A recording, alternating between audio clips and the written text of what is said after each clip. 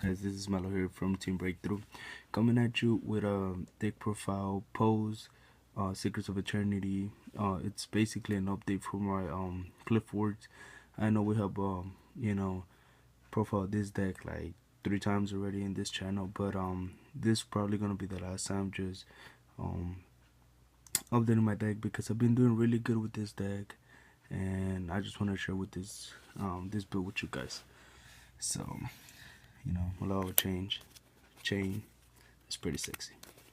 So we're gonna start off and we're going by levels, so be patient. So start off with 2 trampolines. With the knee support, I was planning on running to Monolith and taking these 2 out, but it turned out that Monolith, any number than 1 is really cloggy. But I will talk about that later.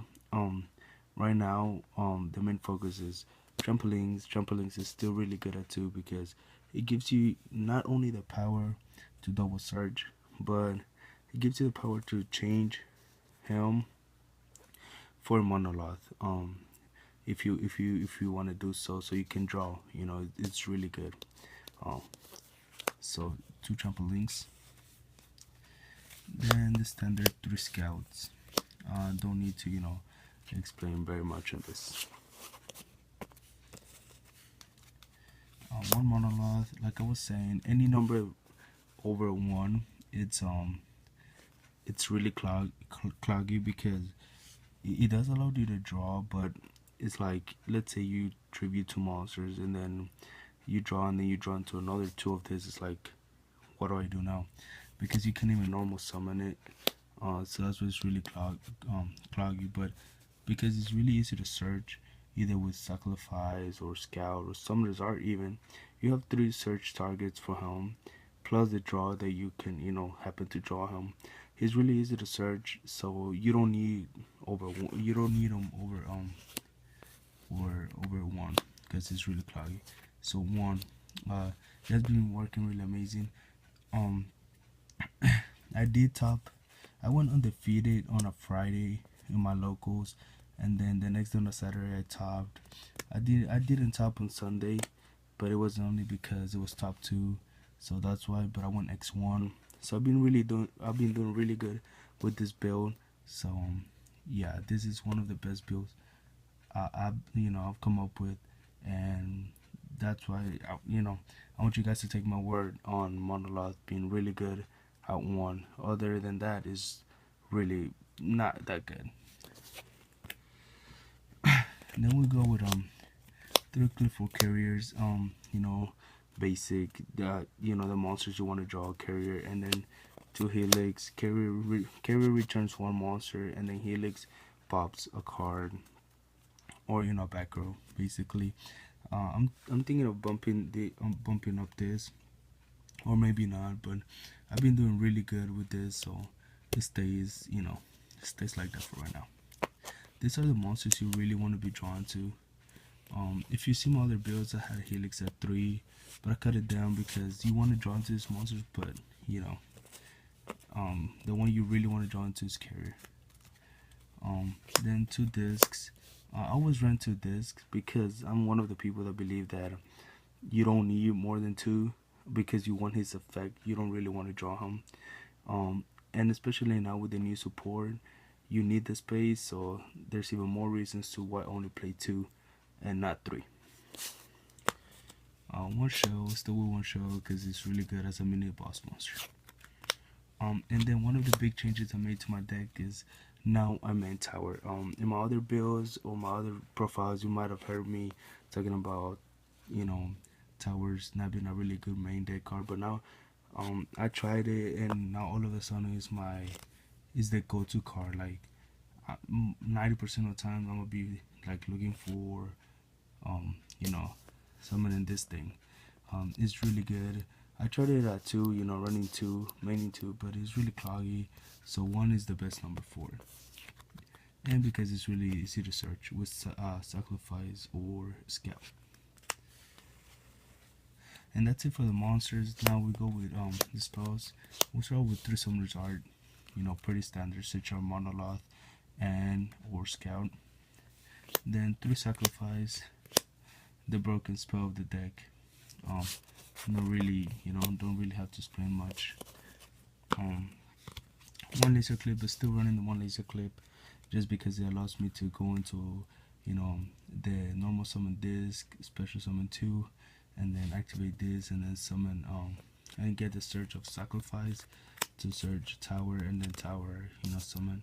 And because most of the like every deck is gonna try to stop your towers with a solemn warning, and because of this they can't really do it, so that's always good. But it's really easy to search, so you only run it on one. Then 2 pods, because it's easier to get to your combo pieces. Sometimes you do have those like break hands, and you open one of these and you can come out of it. But this is mainly for like turn 1, like when you go first, Then 1 pot of riches, because it's really broken, but you don't like, you want to see this card, but you don't want to see it on your opening hand. You want to use, like, you want to draw this card, like, if the game, because with this deck it's really fast paced, so any game that lasts more than 5 rounds, you're gonna have your extra deck clogged with like monsters, so then it's really good to draw this, but you don't want to see it up in your opponent hand. So that's why any number over 1, it's bad, because it's not searchable, but you don't want to see it as often, you know what I mean? And then we go with 2 MSTs. I used to main 3, but I kept finding myself, I kept drawing into double MSTs and stuff, when I could be drawn into better cards, so I cut it down to 2. And the reason why I cut it down to 2 is because I also run 2 Night Beam, so and then I have the Helix, so I have a lot of backward removal, so I don't need the 3rd MST. But this has been working really amazing, especially against Burning Abyss or Satellite Knights, because they cannot chain their alphas or Fire Lakes. Then we go to Qliphort, because Qliphort is still amazing. I haven't taken it out, and I won't take it out, because damage step, whatever monster, you go this. Torga, you go this. The Neb, you go this. Like, it doesn't matter. This is really amazing card. You want to run this. Then 1 is Snatch and Steal, because this just wins games. 1 Book of Moon, because if you have a really bad hand, you can quit one of your monsters with Sacrifice, and then Book of Moon and engage your search, or prevent yourself from getting OTK'd and all that. 1 Regeki, because obvious reasons. And then we go with the traps. We have 2 skill drains, because skill drain is really good. I cut it down to 2, because since I go into tower a lot of times, you don't want to have this activated before tower hits the field, because if it's activated before tower hits the field, tower's effects are negated. So you want to summon tower and then like activate this. 200 is Emptiness, because you do a special summon a lot, but you also tribute a lot, so 2 has perfect.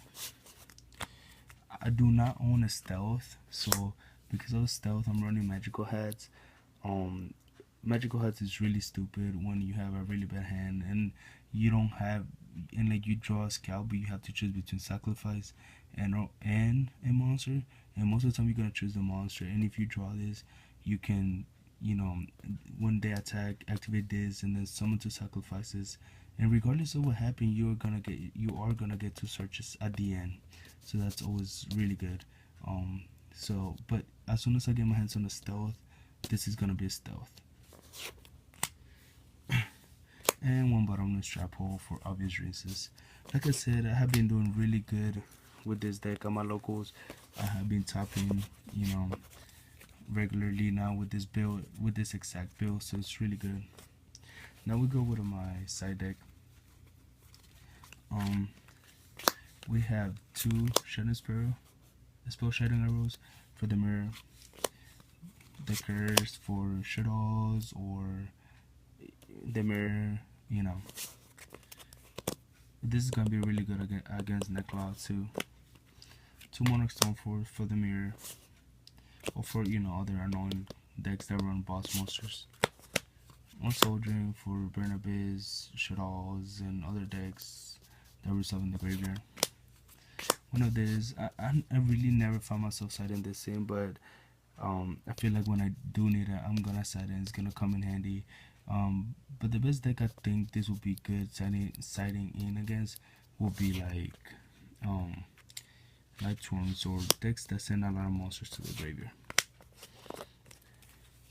Sharpest in the mirror for Shadows, Bernabes, Dark Rose, even like I don't know whatever dark deck.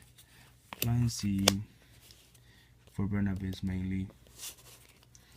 Because you want to start, like I have a lot of cards that you can side against Bernabes because you want to like stop them, like that's your hardest matchup. I cut down this to 1, but it always comes in handy. I always draw it when I side it. So, and then 2 9 Prison Mirror for Satellar Knights and other light decks. That's it for my side, and then for my extra. We're gonna go 1 Reckner 0, 1 Downer because you can snatch it to a Dante and go into a Downer. 1 Castell, Cowboy, Hardline Draco, Abyss Dweller, Darksea, the XYZ Dragon, number 50, my S-Stroke, Diamond Dire Wolf, Crazy Box for like when you have skill drain. Well, not when you have skill drain, but when you can summon this and then go skill drain to be stupid, I guess. Another 103 because in the mirror is really good. And then 101. I'm missing a Exacta 9. I will get my hands on it though. But yeah. So yeah, guys, this is my deck profile. I've been doing really good with this. Hope you guys enjoy it. Let me know what you think about it. And give it a try. And if you do, let me know how it worked for you. Thank you guys for watching. See you guys later. Bye.